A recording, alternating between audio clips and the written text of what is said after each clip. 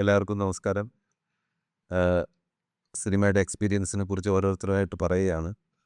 അതിൽ എല്ലാം ഉണ്ട് ഈ പടത്തിലുള്ള സംഭവം. എൻ്റെ ആദ്യത്തെ തമിഴ് സിനിമയാണ്. ഒരു അന്യഭാഷ സിനിമയിൽ അഭിനയിച്ചതിലപ്പുറം വളരെ വൈകാരികമായിട്ടുള്ളൊരു ബന്ധം എനിക്ക് വീരാധീര ശൂരൻ എന്ന ഈ സിനിമയോടുണ്ട്. കാരണം അത്രയും വലിയ ഒരു ഒരു ഗ്രേറ്റ് സപ്പോർട്ടും നല്ലൊരു വാം വെൽക്കമിങ് ഒക്കെ ആയിരുന്നു എനിക്ക് ആ സിനിമയിൽ കിട്ടിയത്. അതിന് എല്ലാത്തിനും കാരണക്കാരാണ് ഈ ഇരിക്കുന്നത് ഓരോരുത്തരും. അരുൺകുമാർ സർ,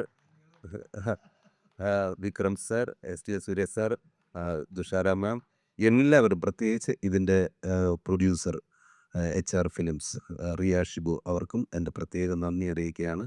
പിന്നെ അതിൻ്റെ എക്സ്പീരിയൻസിനെ കുറിച്ചൊക്കെ നമ്മൾ പറഞ്ഞു കേട്ടല്ലോ, നീ ചോദിച്ചാൽ മതി. பேசுங்க. தமிழ்ல தமிழ் இருக்குதுல பயங்கரமா பேசி, அதெல்லாம் ஃபுல் வைரல் ஆகி உங்களுக்கே வந்திருக்கும்னு நினைக்கிறேன் நியூஸு. இப்போ தமிழ்நாட்டில் சுராஜ் சார்னா பயங்கர ஃபேமஸ். படம் வர்றதுக்கு முன்னாடியே இவருடைய இல்ல எங்கேயும் வந்துச்சு. தமிழ்நாட்டுல போய் ஓ ஹி இஸ் அது என்ன சொல்லுது, அந்த இன்டர்வியூவில் ஃபோன் ஆகிட்டார் கம்ப்ளீட்டாக. நாங்களாம் அமைதியாகி இவரை பேசட்டும். கேரளாவில் நான் வரும்போது பார்த்தேன், கேரளா வந்தால் இவர் என்ன பேச போகிறா நான் பார்க்கணும்னு பார்த்தா எதுவுமே பேசாமல் உட்காந்துருக்கேன். பேசுங்க நல்லா. അല്ല, അതിൻ്റെ ആ കഷ്ടപ്പാട് പറഞ്ഞല്ലോ, ഒരു 16 മിനിറ്റിൻ്റെ കഥ. ശരിക്കും എനിക്ക് മലയാളം പോലും നേരെ ചൊവ്വേ സംസാരിക്കാൻ അറിയില്ല. എന്നെ ഫസ്റ്റ് ഡേ തമിഴിൽ കൊണ്ടുപോയിട്ട് തന്നതാണ് സിംഗിൾ ഷോട്ട് ഒരു കുത്ത് ഡയലോഗ്.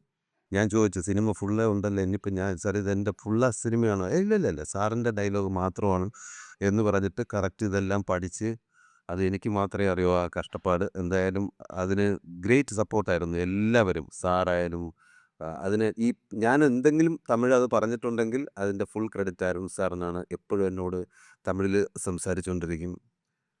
പിന്നെ എൻ്റെ ബിഗ് ഫാനാണ്. സോറി, ഞാൻ ഇദ്ദേഹത്തിൻ്റെ ബിഗ് ഫാനാണ്.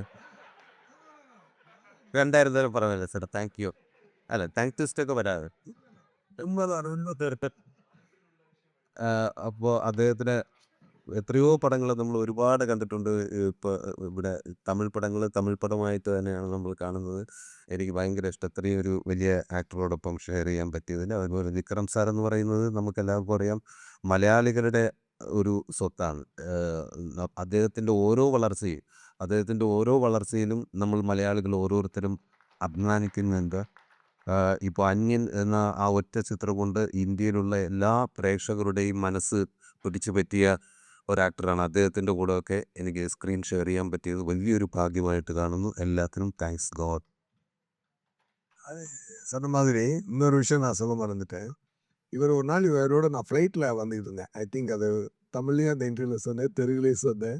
அது சொல்ல மறந்துட்டேன். சாரோட ஃப்ளைட்டில் வந்தேன். பாம்பேலேருந்து சென்னைக்கு வரும்போது பக்கத்தில் உட்காந்து ட்ராவல் பண்ணுற ஒரு ஆப்பர்ச்சுனிட்டி கிடச்சிது.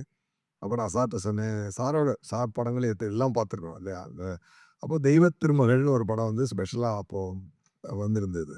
ஸோ நான் லாஸ்ட்டாக பார்க்கும்போது, சார் எப்படி சார் அந்த படத்தை இப்படி பண்ணீங்க, எப்படின்னு சொல்லி கேட்டேன்.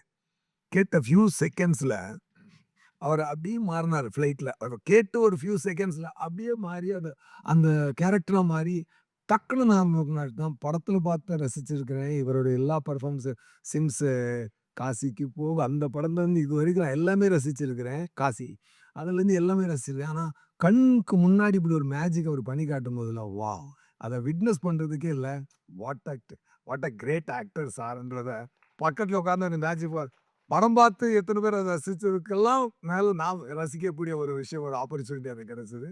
Such a great star actor. പിന്നെ ഇതിൽ തരാം.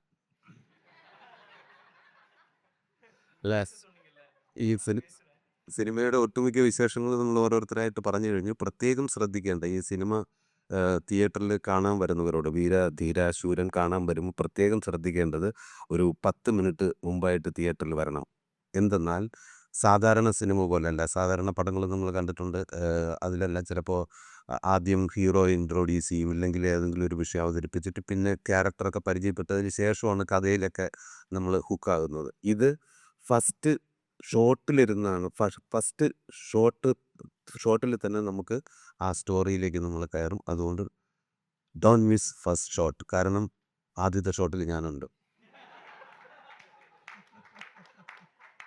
അപ്പോൾ അല്ല ഇത് സെക്കൻഡ് ആയതുകൊണ്ട് തന്നെ ഫസ്റ്റ് ഷോട്ടിൽ നിന്നാണ് കഥ തുടങ്ങുന്നത്. ഇതിൻ്റെ രണ്ടാം അല്ലേ അല്ലേ അല്ലേ സാർ? LP sir. അപ്പോൾ സത്യമായിട്ട് പറയുന്നതാണ്. മറ്റേ ഇത് തുടങ്ങുന്നതിന് മുമ്പ് വരണം. ശ്വാസകോശം സ്പോഞ്ച് പോലെയാണ്.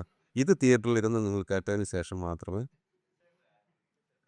കൈക്കറി മൂവി കാർഡ് ഇല്ല ഇപ്പോൾ അവർ എന്ത് പ്രൊസസ് അതൊരു വെറൈറ്റിയാണ് ഇദ്ദേഹത്തിൻ്റെ സ്പോക്കിംഗ് കാർഡിന് കറക്റ്റ്.